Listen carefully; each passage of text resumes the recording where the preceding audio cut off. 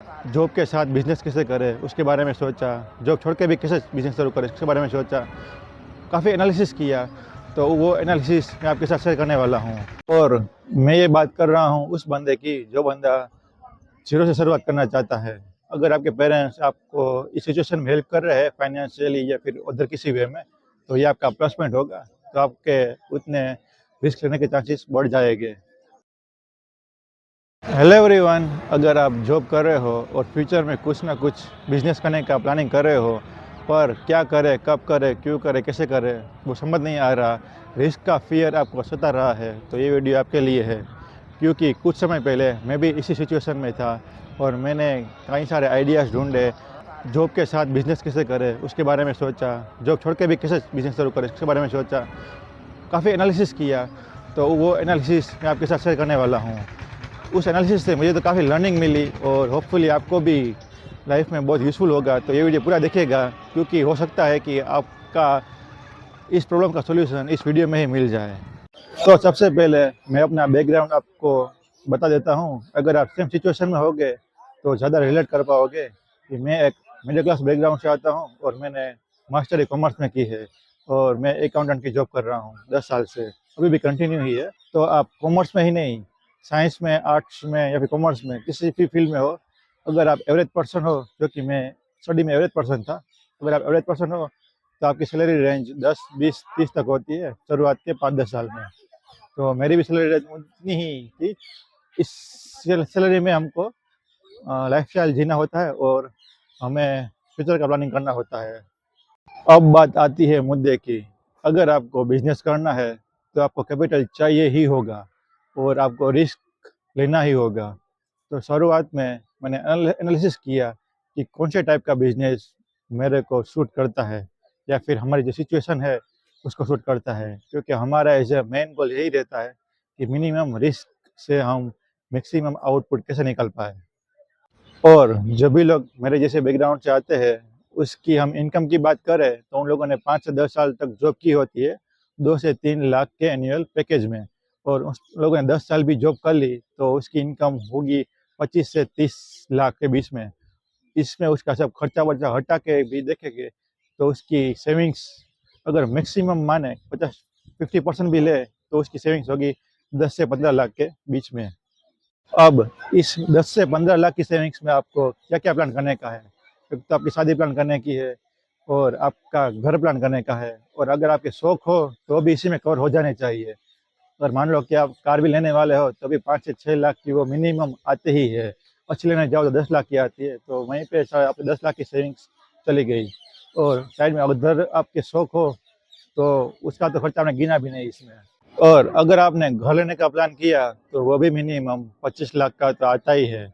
और अगर आपने वो घर ईएमआई पे लिया तो आपकी 20 साल की ईएमआई तो लग ही गई, मतलब आप 30 साल के अभी हो तो 50 साल के तो मिनिमम हो ही गई है, तो आपकी आधी से ज़्यादा उम्र वहीं पे चली गई ईएमआई पे ही। तो आप ईएमआई के बर्डन से जॉब भी नहीं छोड़ पाओगे और फ्यूचर की ग्रोथ भी आपकी लिमिटेड हो जाएगी।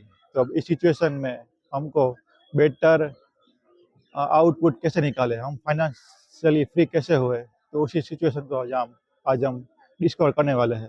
और मैं ये बात कर रहा हूँ उस बंदे की जो बंदा ज़ीरो से शुरुआत करना चाहता है। अगर आपके पेरेंट्स आपको इस सिचुएशन में हेल्प कर रहे हैं फाइनेंशियली या फिर अदर किसी वे में, तो ये आपका प्लस पॉइंट होगा। तो आपके उतने रिस्क लेने के चांसेस बढ़ जाएंगे। अब सवाल ये है कि हमारे पास जो भी कैपिटल है उसका यूज़ करके हम फाइनेंशियली फ्री कैसे हो, वो भी मिनिमम रिस्क लेके बेटर आउटपुट कैसे निकालें। क्योंकि अगर ये पैसा शादी में डाल दिया तो हमको घर भी लेने का है, और घर लेने में लोन लिया तो 20-30 साल ईएमआई के प्रेशर में चले जाएंगे और रिस्क का भी बढ़ जाएगा। अगर इस पैसे से घर लिया तो शादी का भी हमको खर्चा निकालना है, उसका भी देखना पड़ेगा। और तीसरी बात यह है कि इस सब में से हम अगर बिज़नेस करेंगे, बिज़नेस में अगर पैसा डूब गया, जो कि 90% चांस है कि आपका बिज़नेस डाउनफॉल होगा, क्योंकि क्योंकि हम सबको पता है कि 10 में से 9 बिज़नेस फेल हो ही जाते हैं। तो अगर बिज़नेस में पैसा डाला, अगर वो भी डाउन चला गया तो आप ना तो शादी में प्रॉपर इन्वेस्ट कर पाओगे और ना ही घर पे। तो इस सिचुएशन में क्या करें? इस सिचुएशन के बारे में मैंने काफ़ी सोचा और जाना कि जॉब करके तो फाइनेंशियली फ्रीडम अचीव करना बहुत ही मुश्किल है। और अगर आपने फाइनेंशियली फ्रीडम अचीव कर ली तो भी आप टाइम से तो बंध ही गए, क्योंकि जॉब करने के लिए आपको ऑफिस तो जाना ही पड़ेगा। अब हमारे पास एक ही ऑप्शन बचता है, वो है बिज़नेस का। और बिज़नेस करे तो कौन सा करे? बड़ा पैसा कौन कमाता है? जो कि मैन्युफैक्चरिंग वाले, उसका प्लान बड़ा होता है, बड़ा पैसा कमाते हैं। तो क्या हम वो कर सकते हैं? नहीं, क्योंकि हमारा बजट इतना है ही नहीं। तो हम उसका प्लान कैसा करते हैं? और वैसे भी बिजनेस के मेनली टीम टाइप होते हैं, हमको उसी में से कोई एक सिलेक्ट करना पड़ेगा। पहला तो मैन्युफैक्चरिंग, दूसरा ट्रेडिंग और तीसरा है सर्विस प्रोवाइड करके।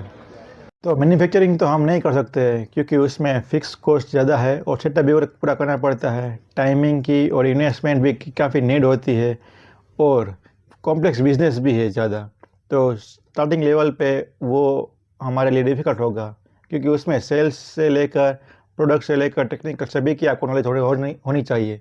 तो ही बिज़नेस सक्सेसफुल होने के चांसेस उसमें ज़्यादा रहते हैं। और रही बात सर्विस की, तो सर्विस एक स्किल बेस्ड गेम है, जैसे कि डॉक्टर, लॉयर, एक्टर वगैरह। उसके लिए आपको मिनिमम 5 साल देने पड़ेंगे उसमें मास्टरी करने के लिए। और सर्विस सेक्टर एक ऐसा बिजनेस है जो कि आप पे डिपेंडेंट है, जैसे कि एक्टर, डॉक्टर वगैरह। अगर वो मेन नहीं रहे तो उसका बिजनेस भी काफ़ी वैल्यू ही नहीं है। तो वो भी एक काफ़ी डिफ़िकल्ट था हमारे लिए। अब रही बात ट्रेडिंग की। ट्रेडिंग में रिटेल, डिस्ट्रीब्यूशन, होलसेल वगैरह सब कुछ आ जाता है। उसमें बस आपको मटेरियल एक जगह पे उठा के दूसरी जगह जहाँ पे डिमांड हो वहाँ पे आपको सप्लाई करना होता है। मतलब आपको सिर्फ एक स्किल की अच्छी स्किल हो और डिमांड की अच्छी नॉलेज हो तो आप वो बिज़नेस कर सकते हो। कई बार आपने रास्ते में भी देखा होगा, जो कि शॉप होती है वो भी इसी कैटेगरी में आती है। और इसमें स्किल मैन्युफैक्चरिंग और सर्विस के मुकाबले कम हो तो भी चल सकता है। और इसमें सबसे बड़ी बात यह है कि इसमें अगर ओनर एब्सेंट हो तो भी चलता है। आप सिस्टम बेस्ड बिजनेस कर सकते हो। और इसमें जब मैंने ज़्यादा सोचा तो आइडिया आया कि क्यों ना हम एक स्टेशनरी और जेरोक्स की दुकान ओपन करें, क्योंकि स्टेशनरी में एक्सपायरी का भी रिस्क कम होता है, डेली डिमांड भी होती है।